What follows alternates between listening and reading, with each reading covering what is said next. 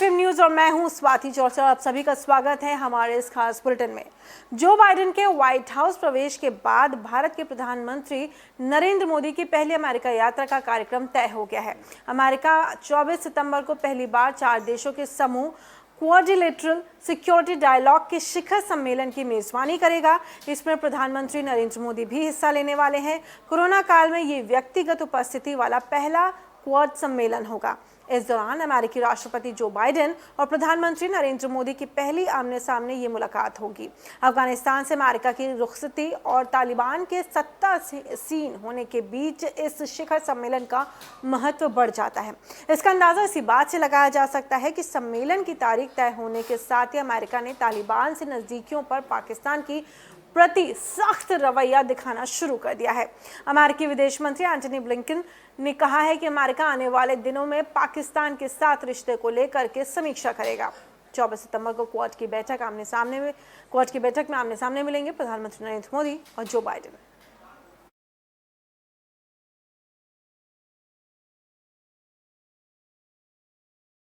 और रुक करते हैं अगली खबर का। केंद्र कैबिनेट की बैठक में ऑटो और ड्रोन सेक्टर के लिए PLI योजना को मंजूरी दे दी गई है। केंद्रीय मंत्री अनुराग ठाकुर ने बताया कि सरकार भारत में विनिर्माण क्षमताओं को बढ़ाने के लिए ऑटो उद्योग, ऑटो कंपोनेंट उद्योग और ड्रोन इंडस्ट्री के लिए प्रोडक्शन लिंक्ड इंसेंटिव स्कीम लेकर के आई है। साथ ही उन्होंने बताया कि इस योजना में 26,058 करोड़ का प्रावधान किया गया है। अनुमान है कि 5 सालों में लगभग 47,500 करोड़ रुपए का अतिरिक्त निवेश होगा और लगभग 7,60,000 व्यक्तियों के लिए रोजगार के अवसर मिलेंगे। ड्रोन इंडस्ट्री के लिए 120 करोड़ रुपए की मंजूरी दे दी गई है।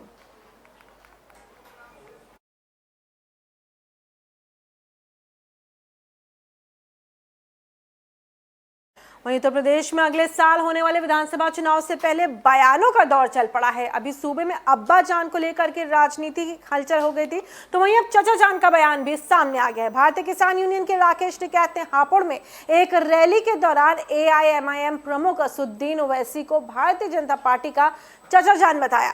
यहां एक सभा को संबोधित करने के दौरान राकेश टिकैत ने भारतीय जनता पार्टी पर निशाना साधा। राकेश टिकैत ने कहा कि भारतीय जनता पार्टी के चाचा जान असदुद्दीन ओवैसी अब उत्तर प्रदेश में आ गए हैं। राकेश टिकैत ने आरोप लगाया कि अगर असदुद्दीन ओवैसी भाजपा को गाली देते हैं तो उसके खिलाफ कोई केस नहीं दर्ज होता है, क्योंकि दोनों एक ही टीम है। राकेश टिकैत किसान आंदोलन के तहत उत्तर प्रदेश के अलग अलग इलाकों में जाकर के किसानों को संबोधित करे। इसी कड़ी में वो हापुड़ पहुंचे थे। राकेश टिकैत का असदुद्दीन ओवैसी पर हमला हुआ, ये उनका हमला है।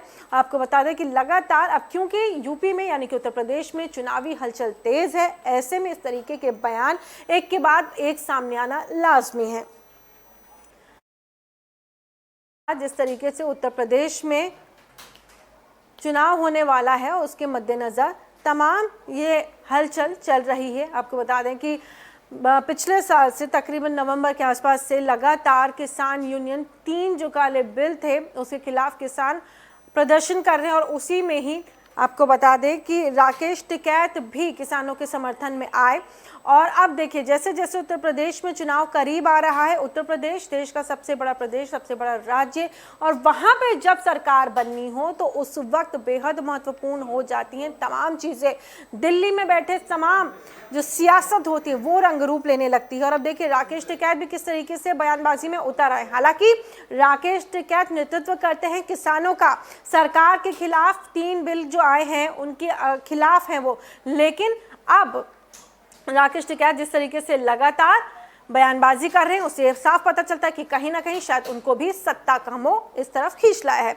इसी खबर पर ज्यादा जानकारी के लिए हमारे रेजिडेंट एडिटर हमारे साथ जुड़ गए हैं लखनऊ से विष्णु मोहन जी। विष्णु मोहन, जिस तरीके से देखिए उत्तर प्रदेश में अब चुनाव होने जा रहे हैं, ऐसे में इस तरीके की राजनीतिक सरगर्मी तेज होने लगी। पहले अब्बा जान और अब चचा जान।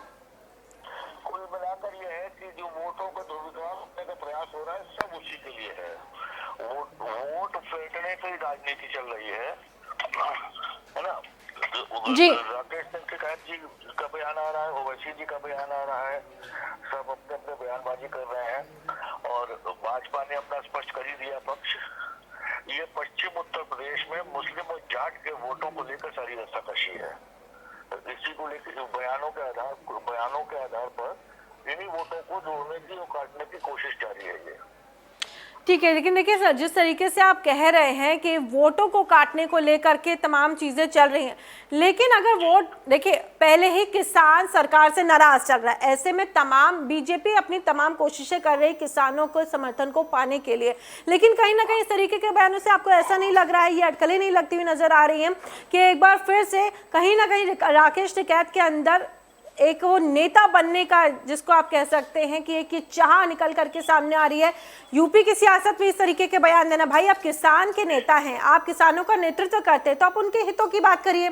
आप क्यों यूपी की राजनीति में आ रहे हैं, दखल दे रहे हैं? विष्णु जी, देखिए, पश्चिम उत्तर प्रदेश में जो मुस्लिम वोट का है प्रतिशत, वो लगभग 36% है, 26%, और जाट वोट 6 से 7% है। उस किसानों के मुद्दे को लेकर टिकैत जी प्रयास में है कि वो सशक्त हो जाए, और उसने ये वाला मुद्दा उठाया है, अब चचा जान अब्बा जान वाला। जबकि भाजपा ने दूसरा रास्ता काटा, दूसरा रास्ता चला है, उन्होंने सम्मान का रास्ता दिया है। अब यहाँ पर सियासत और सम्मान दो चीजें चल रही है। भाजपा ने अपना जो राजा महेंद्र सिंह विश्वविद्यालय वाला मुद्दा लेकर वहाँ के लोगों को सम्मानित करने का जो कदम उठाया है, वो उस मुद्दे के, उस कदम के बाद से ही ये कोशिशें तेज हुई हैं।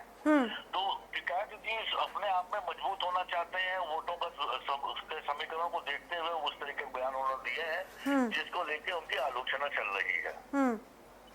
ये है ना जी। आप हमारे साथ बने रहिए विष्णु मोहन जी, इसी खबर से जुड़ी तमाम और खबरें, उत्तर प्रदेश से तमाम जुड़ी खबरें हैं, उससे हम आपको रूबरू करा रहे हैं। आप हमारे साथ फोन लाइन पर बने रहिए। और उत्तर प्रदेश में अब्बा जान पर छिड़ी राजनीतिक घमासान के बाद अब चचा जान पर बवाल मच गया है। भारतीय किसान यूनियन के राकेश टिकैत ने एआईएमआईएम प्रमुख असदुद्दीन ओवैसी को बीजेपी का चचा जान बताया है, जिस पर अलग अलग राजनीतिक प्रतिक्रिया आ रही हैं। एआईएमआईएम के प्रवक्ता असीम वकार ने इस विवाद पर कहा है कि राकेश टिकैत कितने सेक्युलर हैं, ये हमारे लोगों से बेहतर कोई नहीं जानता है। ये 2017-2019 के चुनाव में बीजेपी के लिए काम कर रहे थे। 2022 में तय हो जाएगा कि राकेश टिकैत बीजेपी के पिच पर बीजेपी के बल्लेबाज हैं और गेंद से खेल रहे हैं। मुझे तो ये भी शक है कि ये 2022 के चुनाव में अपने कैंडिडेट अलग से ना उतार दें। तो देखिए विष्णु जी, जिस तरीके से मैं भी इस चीज़ को कह रही थी कि कहीं ना कहीं अब जब चुनाव आ गए हैं तो लगातार बयानबाजियां हो रही, और ऐसे में राकेश टिकैत जिस तरीके से आ गए हैं, क्या ऐसा नहीं लगता कि कहीं ना कहीं कोई आशंका, या जिस तरीके से जो समीकरण बन रहे, या ये बनाने की कोशिश कर रहे राकेश टिकैत कि वो चुनाव लड़ना चाहे, अपने आप को एक नेता बना करके सामने आए, किसानों का हितैषी बना करके सामने आ रहे हैं? अब देखिए वही बयान आ रहे हैं असदुद्दीन ओवैसी की पार्टी की तरफ से भी। विष्णु जी, सही है, प्रयास कुछ ऐसे ही चल रहे हैं और हालात भी ऐसे हैं, क्योंकि किसानों के मुद्दे को लेकर बुलाने की कोशिश हो रही है।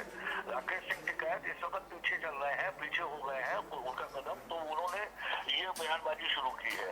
क्योंकि इससे पहले जो चुनाव हुए थे उसमें जब मुजफ्फरनगर का दंगा हुआ था, तब भी उनका जो स्टैंड था वो दूसरा था। अब आज की तारीख में ये जो चचा जान वाला मुद्दा उन्होंने उठाया है, उसको लेकर समीकरण बदल गए हैं जी।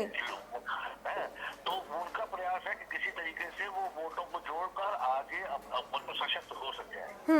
लेकिन देखिए, मैंने कहीं उनका बयान सुना था, उसमें उन्होंने साफ कहा था कि मैं राजनीति में नहीं आना चाहता, मैं चुनाव नहीं लड़ूंगा। लेकिन अब जिस तरीके से धीरे धीरे वो चुनाव के लिए, जैसे जैसे चुनाव पास आ रहे हैं, धीरे धीरे अपनी बयानबाजी कर रहे हैं, और ऐसा ना हो कि जब चुनाव करीब आ जाए तब वो जो किसान हैं उनका नेतृत्व जो एक नेता बन करके वो कर रहे हैं, और अपने आप को बताएं कि क्योंकि भाई किसानों ने हमसे कहा है कि आप हमारे हित की बात करें, और इसलिए मैं किसानों की तरफ से अकेले चुनाव लड़ रहा हूं बिना किसी दल के। जाहिर सी बात है, जब अगर इस तरीके की, क्योंकि बीजेपी में ये शामिल हो नहीं सकते, अगर हो जाते हैं तो ये एक अलग ही स्थिति बन जाएगी, लेकिन ऐसा संभव नहीं है। बीजेपी में शामिल हो नहीं सकते, एआईएमआईएम के खिलाफ आप ये बयान दे रहे हैं, क्या लगता है क्या समीकरण बनेंगे? सियासत की तरफ बढ़ रहे हैं, ये तो उनके अल्लाहू अकबर वाले बयानों से, नारों से ही साफ हो चुका है। और वो जो चचा जान का मुद्दा उठा रहे हैं वो उसी की कड़ी में है जी। और इसी को लेके एआईएमआईएम ने भी आलोचना की, और भाजपा ने भी उनको खाने हाथ दिया हुआ है। और कांग्रेस भी इस पे बयान लेकर आ रही है। तो राकेश सिंह टिकैत के पास इस वक्त कोई रास्ता नहीं है अलावा इसके कि वो अपने वोटों को और अपने पश्चिम के जो पश्चिमांचल के जो वोट है उनको जोड़ने की कोशिश करें और वो उसी प्रयास में लगे हैं। जी देखिए, AIMIM के यूपी अध्यक्ष शौकत अली का भी बयान आया है। उन्होंने भी कहा है कि राकेश टिकैत शॉर्टकट अपना करके नेता बनना चाहता है। यही बात मैं भी कह रही हूँ कि कहीं ना कहीं अपने आप को किसानों का हितैषी बता करके बिना किसी दल के शॉर्टकट लेते हुए, उत्तर प्रदेश में चुनाव है, देश का सबसे बड़ा राज्य है, तो चलिए वहीं पर अपनी एक गद्दी ढूंढ ली जाए, कुछ ऐसा करते हुए नजर आ रहे हैं राकेश टिकैत। उसकी वजह है उत्तर प्रदेश के पूर्वी पश्चिम उत्तर प्रदेश से ही उनकी जड़ें हैं। जी पश्चिम उत्तर प्रदेश में ही वो सारी बातें कर रहे हैं। बिल्कुल। वहीं के समीकरणों को वो जोड़ रहे हैं। उन्हीं समीकरणों के आधार पर उनके बयान आ रहे हैं। जी वो अपनी जड़ों पे ही वो मजबूत होने की कोशिश कर रहे हैं। पश्चिम में जो जाट बाहुल क्षेत्र है उसमें ही उनका ये सारा प्रयास है। मतलब कुल मिलाकर के जो कहानी का सार निकाल रहा है वो यही, क्योंकि चुनाव करीब है उत्तर प्रदेश में, तो राकेश टिकैत अपनी जमीन टटोल रहे हैं कि उनको भी मौका मिल जाए, वो भी अपनी एक सियासत में, जो उत्तर प्रदेश की सियासत है उसमें वो सामने आ जाए, किसानों के कंधे पर बंदूक रख करके। जी महापंचायत के बाद से ये सारी चीजें शुरू हो गई हैं। और देखिए अभी आगे और क्या क्या बयान आते हैं इन लोगों के। जी अब हमारे साथ बने रहिए। वहीं एक और खबर है उत्तर प्रदेश से चुनाव को लेकर के, राकेश टिकैत से जुड़ी हुई, उससे भी आपको रूबरू करा देते हैं। राकेश टिकैत के बयान को लेकर के उत्तर प्रदेश के उप मुख्यमंत्री केशव प्रसाद मौर्य ने क्या कहा है वो भी आपको बता देते हैं। केशव प्रसाद मौर्य ने कहा है कि योगी जी ने अब्बा जान शब्द का इस्तेमाल किसी और संदर्भ में किया था, लेकिन राकेश टिकैत अपनी रैलियों में लोगों को बुला करके अल्लाह अकबर के नारे लगवा रहे हैं। केशव प्रसाद मौर्य ने कहा कि उत्तर प्रदेश तुष्टीकरण की राजनीति से काफी दूर जा चुका है और 2022 का चुनाव विकास के मुद्दे पर होगा। सपा, बसपा, कांग्रेस और AIMIM के लोग ध्रुवीकरण की कोशिश जरूर करेंगे, लेकिन इसका कोई फायदा नहीं होगा। बीजेपी नेता ने कहा है कि किसान आंदोलन चुनाव आंदोलन बन चुका है। वहीं कांग्रेस प्रवक्ता सुरेंद्र राजपूत की ओर से भी इस विवाद पर प्रतिक्रिया दी गई है। कांग्रेस नेता ने कहा है कि जहां जहां बीजेपी परेशानी में आती है वहां वहां वैसी उनकी मदद के लिए आ जाते हैं। क्या लग रहा है? अब देखिए लगातार पहले अब कांग्रेस भी इसी तरीके की बातें कर रही है कि बीजेपी को दिक्कत हो रही है तो कांग्रेस साथ देने आ रही है। क्या आपको लगता है कि कभी ये गठबंधन होगा? क्योंकि यह अकल्पनीय है कि ऐसा हो पाएगा, ऐसा लगता है आपको?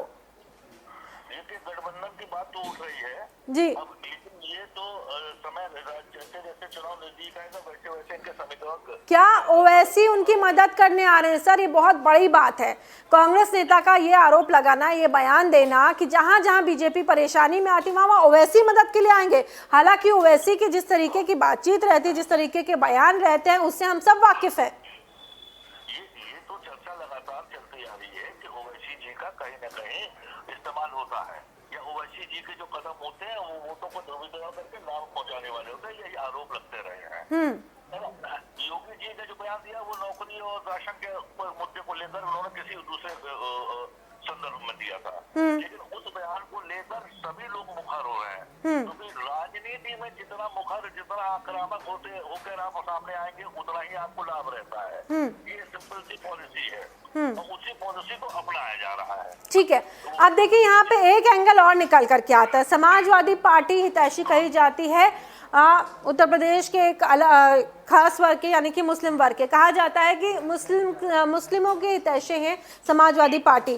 क्या इसको भी हम जोड़ करके देख सकते हैं कि AIMIM, ओवैसी, असदुद्दीन ओवैसी आएंगे, चुनाव लड़ेंगे और उसके बाद, चुनाव के बाद जिस तरीके से सीटें आती मिलती हैं, जो सीटें मिलेंगी उसके हिसाब से आगे का जो पूरा समीकरण होगा वो बनेगा कि बीजेपी कितनी सीटें पाती है, समाजवादी पार्टी कितनी सीटें पा रही है। क्योंकि देखिए कहीं ना कहीं ये लग रहा होगा कि शायद बीजेपी एक बार फिर से सत्ता में आए यूपी में, और ओवैसी भी वहां पर अपनी स्थिति को और बेहतर करना चाहते हो, क्योंकि जाहिर सी बात है दो फाड़ हो जाएगा। एक तरफ समाजवादी पार्टी में जो लोग समर्थन में हैं, जो मुस्लिम वर्ग समर्थन में, उनके साथ, और कुछ मुस्लिम होंगे ओवैसी के साथ।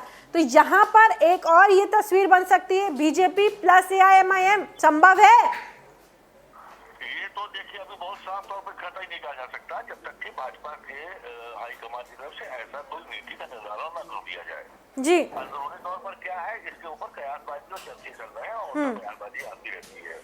जहाँ तक वो यूपी के चुनाव का मामला है तो भाजपा और हिंदू वोट के मामला दूसरे विपक्ष के सामने अलावा अल्पसंख्यकों के वोट को अपने पास जोड़ने के और कोई रास्ता बचा नहीं है, और उसी अल्पसंख्यक वोट को अपने पास खींचने के लिए सारी खींचातानी चल रही है।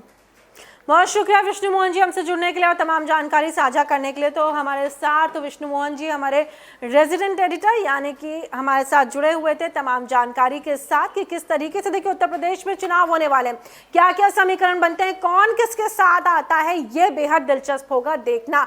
अगले साल चुनाव होने हैं, कौन सी पार्टी किसका साथ देगी। पिछले चुनाव में सपा और कांग्रेस साथ थी लेकिन नैया डूब गई, इस बार क्या कुछ होगा ये देखने वाली बात होगी।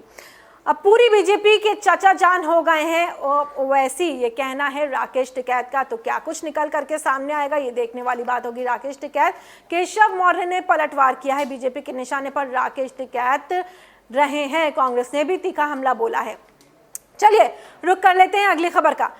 ट्रिब्यूनल रिफॉर्म एक्ट 2021 की संवैधानिक वैधता और देश भर के न्यायाधीकरणों में रिक्त पदों के मुद्दे पर सुनवाई के दौरान सुप्रीम कोर्ट ने केंद्र सरकार को फटकार लगाई है। सुप्रीम कोर्ट ने कहा है कि केंद्र सरकार ने चयन समिति की ओर से भेजे गए नियमों को नजरअंदाज करके प्रतीक्षा सूची के नामों से नियुक्तियां की है। ये बहुत ही निराशाजनक है। सीजीआई ने कहा कि हम कानून के शासन का पालन करने वाले लोकतांत्रिक देश हैं, हम इसे स्वीकार नहीं कर सकते। सुप्रीम कोर्ट ने केंद्र पर ट्रिब्यूनल के सदस्यों के रूप में नियुक्ति के लिए मन मुताबिक व्यक्तियों को चुनने का आरोप लगाया है, जबकि सुप्रीम कोर्ट जजों की अध्यक्षता वाले चयन पैनल द्वारा पर्याप्त संख्या में नामों की सिफारिश की गई थी।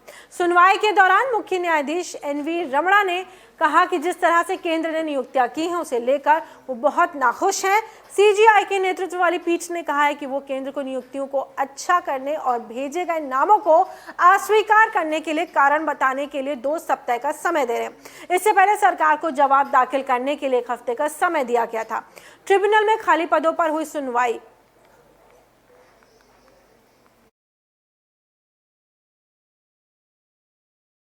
वहीं दिल्ली में वायु प्रदूषण के मद्देनजर पिछले साल की तरह इस बार भी सभी तरह के पटाखों के भंडारण, पटाखे बेचने और इस्तेमाल करने पर प्रतिबंध लगाया गया है। सीएम अरविंद केजरीवाल ने ट्वीट कर इसकी जानकारी दी है। केजरीवाल ने ट्वीट कर लिखा है कि पिछले 3 साल से दिवाली के समय दिल्ली के प्रदूषण की खतरनाक स्थिति हो जाती है। पिछले साल की तरह ही इस बार भी हर प्रकार के पटाखों के भंडारण, बिक्री और उपयोग पर पूर्ण प्रतिबंध लगाया जा रहा है, जिससे लोगों की जिंदगी बचाई जा सके। सीएम केजरीवाल ने आगे कहा कि पिछले साल व्यापारियों द्वारा पटाखों के भंडारण के बाद प्रदूषण की गंभीरता को देखते हुए देर से पूर्ण प्रतिबंध लगाया गया, जिससे व्यापारियों का नुकसान हुआ था। सभी व्यापारियों से अपील है कि इस बार पूर्ण प्रतिबंध को देखते हुए किसी भी तरह का भंडारण ना करें। पटाखा व्यापारियों को ये एक बड़ा आप कह सकते हैं झटका लगा है।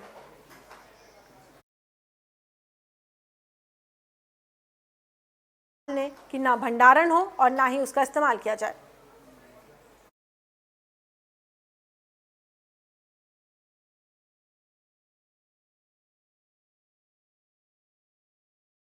और अगली खबर उत्तर बंगाल से। उत्तर बंगाल में अनजाने फीवर के मामले बढ़ते जा रहे हैं। इस अज्ञात बुखार से अब तक 4 बच्चों की मौत हो चुकी है।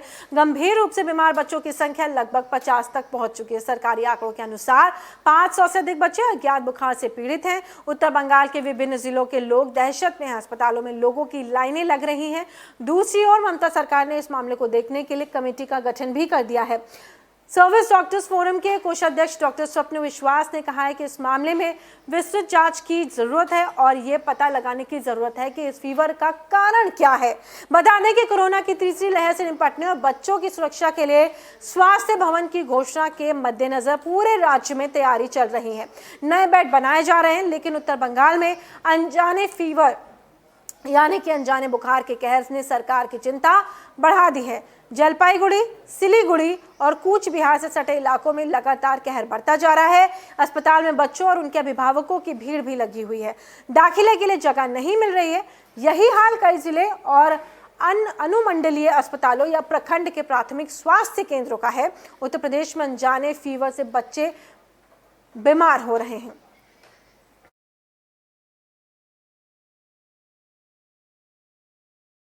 कभी आतंक के खौफ से सन्नाटे से ठहरी दिखने वाली श्रीनगर की ख्यात डल झील अब 26 सितंबर को एक अलग ही नज़ारा पेश करेगी। संघ शासित प्रदेश की सरकार श्रीनगर में अपनी तरह का पहला एयर शो आयोजित करने जा रही है। 26 सितंबर को होने वाले शो का उद्देश्य राज्य के युवाओं की एविएशन सेक्टर और एयरफोर्स में रुचि जगाना है। एयर शो को आज़ादी का महोत्सव नाम दिया गया है। इसमें डल लेक के ऊपर आसमान में सूर्य किरण विमानों की अटखेलियों के साथ ही MiG-21, बाइसन और सुखोई 30 लड़ाकू विमानों का फ्लाई पास्ट भी होगा। इसके अलावा पैरामोटर, पावर्ड हैंड ग्लाइडर और आकाश गंगा स्काई डाइविंग टीम का प्रदर्शन भी इस शो के आकर्षण रहेंगे। कश्मीर के डिविजनल कमिश्नर पांडुरंग के पोले ने बताया कि इस इवेंट के लिए कड़े सुरक्षा इंतजाम किए गए हैं। उन्होंने कहा कि ट्राइबल अफेयर्स विभाग 30 से 40 युवाओं को शॉर्टलिस्ट करेगा। चुने हुए युवाओं को मुफ्त पायलट ट्रेनिंग भी दी जाएगी। 25 सितंबर को फुल ड्रेस रिहर्सल आयोजित किया गया है।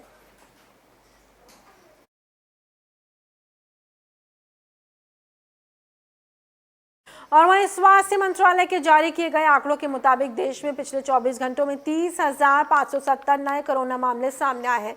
वहीं इस दौरान 38,303 मरीज ठीक हुए हैं। पिछले 24 घंटे में 431 मरीजों की संक्रमण के चलते जान चली गई है। नए आंकड़े जारी होने के बाद देश में इसके कुल मामले 3,33,47,325 हो गए हैं। वहीं अब रिकवरी की संख्या बढ़कर के 3,25,60,474 तक पहुंच गई है। इसके साथ ही कुल मौतों का आंकड़ा 4,43,000 के पार हो गया है।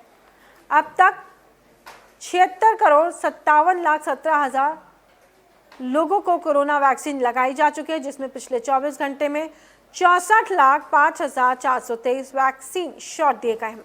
वहीं केरल में पिछले 24 घंटे में कोरोना के 17,681 नए मामले सामने आए हैं और 208 लोगों की मृत्यु दर्ज की गई है।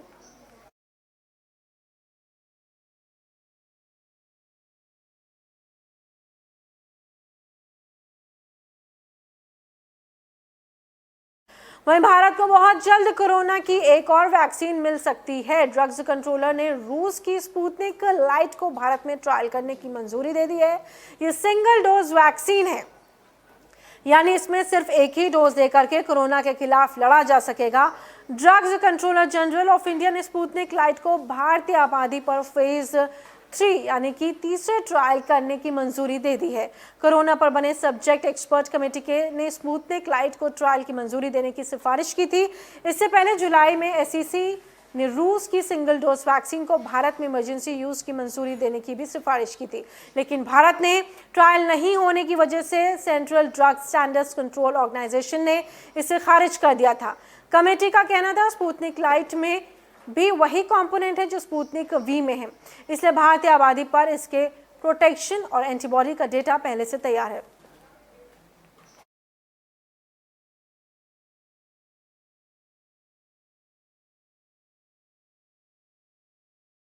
और इस बुलेटिन में फिलहाल इतना ही। देश और दुनिया की तमाम खबरों के लिए बने रहिए FM न्यूज के साथ।